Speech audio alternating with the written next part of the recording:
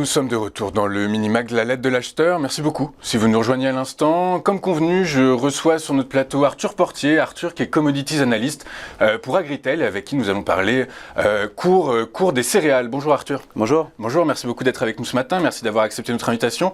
Le cours du blé a atteint un plus haut historique le 16 mai dernier, lundi 16 mai, à 458 € la tonne. Comment l'expliquez-vous ?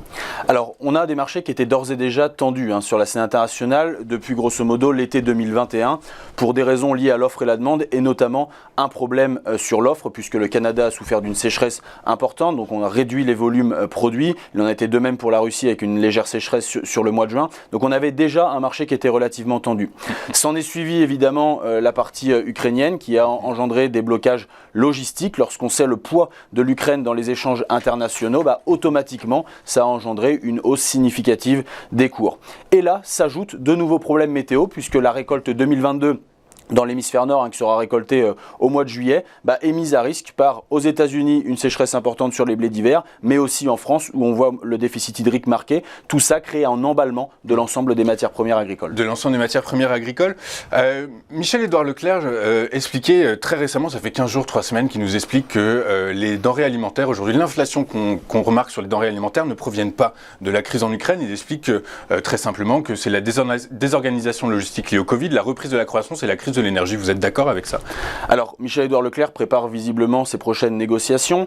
Il s'avère qu'il y a une partie du prix qui intègre évidemment déjà la partie ukrainienne et les blocages logistiques qu'il y a là-bas. Maintenant, c'est vrai, il voit juste sur le fait que la reprise de la croissance économique a été si violente qu'il y a eu un effet ciseau sur les matières premières entre l'offre et la demande. On est sur des cycles longs en agriculture, donc le temps produire.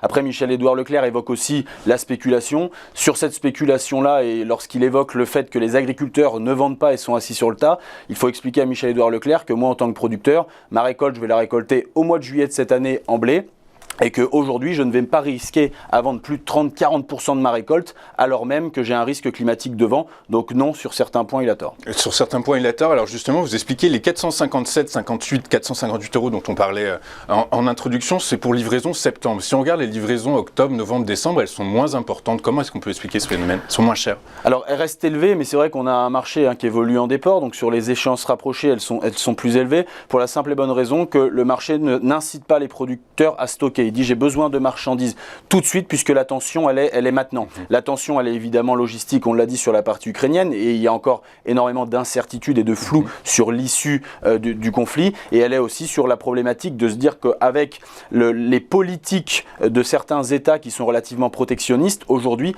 on va avoir besoin de marchandises très vite et notamment de marchandises françaises. Alors effectivement vous parlez de protectionnisme, d'embargo, taxes, quotas, les restrictions au commerce international de produits agroalimentaires agricoles se multiplient. On pense notamment à l'Inde qui très récemment a fermé, a interdit les exportations. Quelles sont les conséquences que ça peut avoir, que ça va entraîner sur le marché des céréales ? Alors on a eu l'Indonésie sur l'huile de palme récemment, on a maintenant l'Inde sur le blé. Il s'avère que l'Inde n'est pas structurellement un exportateur, mais beaucoup d'opérateurs ont nourri des espoirs de voir l'Inde remplacer en partie les exportations ukrainiennes. D'où la déception de certains opérateurs et la flambée qu'on a connue notamment lundi avec une hausse de plus de 20 € la tonne sur le marché. Maintenant, il s'avère que si vous avez l'Inde qui n'exporte pas ces 10 millions de tonnes comme c'était prévu et qui va peut-être faire 4-5 millions de tonnes, d'autres pays vont devoir compenser et l'Ukraine et en partie la Russie avec les sanctions et les problèmes logistiques qu'il peut y avoir dans le pays et maintenant l'Inde. Et dans ce contexte-là, toute la demande va se concentrer vers quelques origines et ces origines elles sont notamment françaises ou américaines, peut-être canadiennes si les semis se passent bien, mais en tout cas on a de moins en moins de personnes capables de nourrir le monde. De pallier à ces restrictions, vous nous expliquez que le Canada, les États-Unis, par des phénomènes météorologiques, finalement ne pourraient peut-être pas assurer ce transvasement de l'offre. Du coup. Alors c'est vrai que la météo est toujours extrêmement importante, on le voit en France actuellement avec le déficit hydrique, mais si on va au Canada, les semis sont en train de débuter, sauf qu'ils débutent dans une partie humide assez importante, donc qui sont ralentis par l'humidité et le froid. Il en est de même pour le maïs aux États-Unis, il en est de même pour les blés de printemps aux États-Unis. Donc on voit qu'il y a quand même quelques phénomènes météo, inévitablement, qui viennent apporter leur grain de sel et mettre un peu de l'huile sur le feu sur les marchés. Alors on sait qu'en Ukraine, c'est la partie orientale qui fournit le plus, qui est la plus agricole. Les combats se déroulent dans la partie orientale. Est-ce que vous avez déjà une vision de l'impact que ça pourrait avoir si le conflit continue à horizon pour la saison 2023? Alors, il faut rester très humble face à ça au regard du nombre d'incertitudes, mais c'est vrai qu'on est en train de passer d'un problème logistique à un problème agricole. 2 points sur la partie ukrainienne. Il y a les semis de printemps qui concernent le tournesol, qui concernent le maïs, qui concernent les orges notamment. Et il y a la partie évidemment culture d'hiver, dont le blé, le colza principalement. Et il s'avère que ces cultures ont déjà été semées. Maintenant, plus de 30% des blés sont dans la partie où il y a une présence militaire russe. Donc automatiquement, ça va créer des problèmes pour les agriculteurs ukrainiens pour rentrer dans les champs, pour soigner leurs plantes, mais aussi peut-être pour récolter, puisque aujourd'hui, ils font face à certains problèmes, notamment en termes de fuel, où ils ont des difficultés pour s'approvisionner. Et dans ce contexte-là, on parle d'une nette baisse de la production agricole en Ukraine l'année prochaine. En Ukraine l'année prochaine, alors effectivement, vous avez raison, on parle beaucoup du blé, mais l'Ukraine n'est pas que producteur de blé. Vous parlez d'orge, de maïs, de tournesol. On pense donc l'huile de tournesol vient à manquer sur les étals françaises.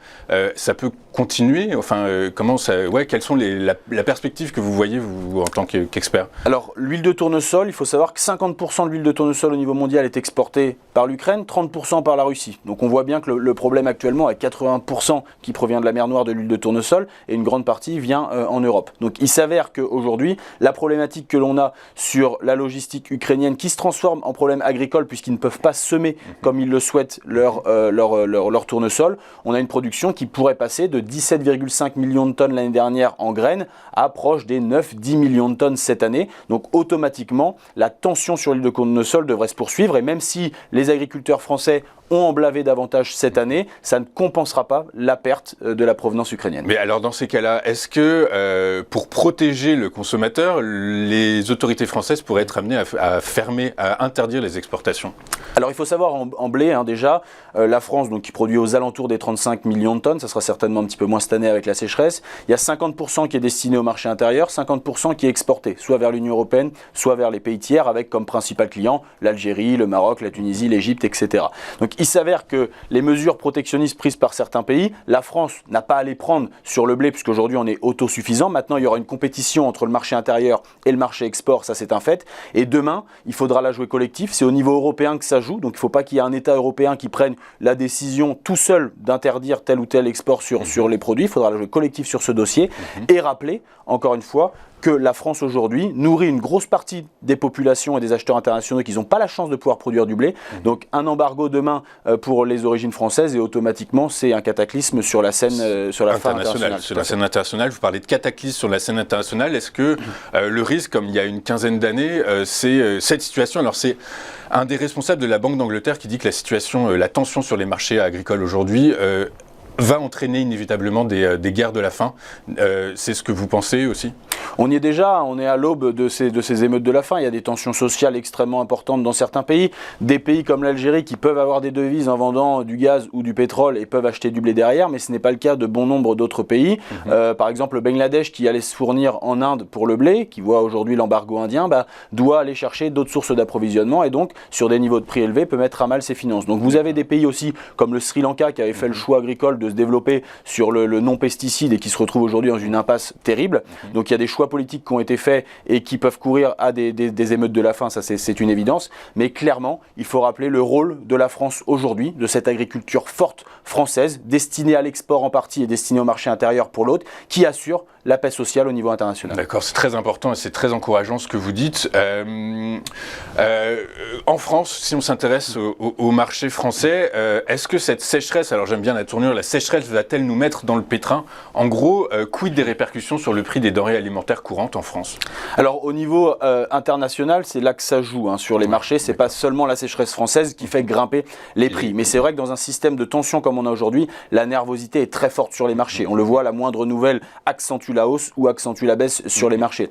Il s'avère que la sécheresse actuellement que l'on connaît en France va nous mettre dans la panade pour certains produits. Et si on parle du blé, évidemment qu'il y aura une répercussion sur le panier du consommateur moyen. Ça sera aussi la même chose pour l'huile, puisqu'il n'y a pas seulement la matière première agricole qui a augmenté. Si on prend la baguette qui est le symbole français, il n'y a pas que la matière première agricole et donc le blé tendre qui a augmenté, mais il y a aussi toutes les charges énergie qu'il y a avec le gaz, l'électricité et qui vont engendrer inévitablement une hausse des produits alimentaires en France. C'est ça, il y a en fait, toutes les charges opérationnelles, on peut même penser qu'il y a une hausse des salaires qui va probablement arriver, qui devra être impactée, qui impactera forcément le prix. Arthur, est-ce qu'on peut parler, si on en revient au conflit en Ukraine, est-ce qu'on peut parler d'armes agroalimentaires ?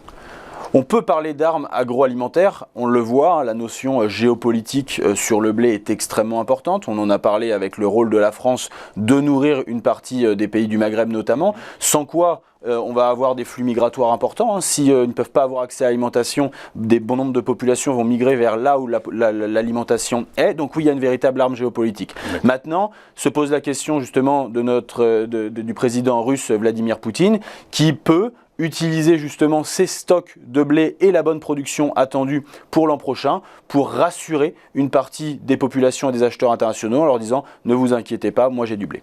Et alors il a du blé, oui, on sait qu'il a du blé.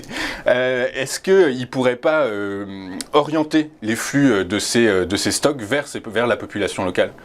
Alors aujourd'hui, en termes de pays exportateurs, la Russie est le premier pays exportateur. Donc aujourd'hui, ils ont les capacités de se nourrir et d'exporter. Au regard de la production à attendre, ils peuvent aller à plus de 45 millions de tonnes d'export. Ce n'est pas les chiffres avec lesquels nous travaillons, pour la simple et bonne raison qu'il y a des sanctions qui ont été mises au niveau international qui peuvent freiner ces flux. Il y a la logistique qui va être aussi compliquée. Mais c'est vrai que la Russie aujourd'hui compte dans le paysage agricole mondial. Ok, très clair. Merci beaucoup Arthur d'avoir été avec nous ce matin. Je rappelle que vous êtes commodities analyst chez Agritel. On va marquer une pause et on se retrouve tout de suite après pour la commo du jour. À tout de suite sur TV Finance.